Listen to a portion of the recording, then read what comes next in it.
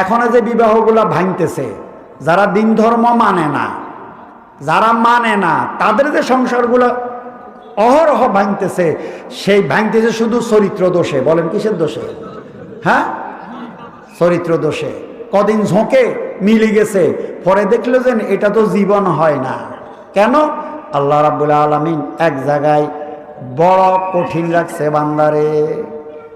একটা অসৎ মানুষও যে জিনা বেবিচারি করে, শত মেয়ের জীবন নষ্ট করে, করে আনন্দ পাবে, কিন্তু সে যদি কোনো মেয়ের বিবি হিসাবে গ্রহণ করে, তখন সে চায় আমার বিবি কারো সাথে কোনো কি অসৎ চরিত্র কাম করতে পারবে না। একটা মেয়ে হইতে হারে পতিতা, পতিতাও যদি কারোর স্বামী হিসাবে বরণ করে, যদি বলে তুমি আমার স্বামী, তখন এই পতিতাও চায় আমার স্বামী কারো দিকে চোখ তুলে দেখতে পারবে না। এই জন্য ইসলাম যে বলছে পারিবারিক জীবনে সুখের জন্য ধার্মিক হওয়া, রাসূল এমনি বলে নাই 1400 বছর আগে। তাই রাসূল বলছে ফাসফার বেজাতির দিন,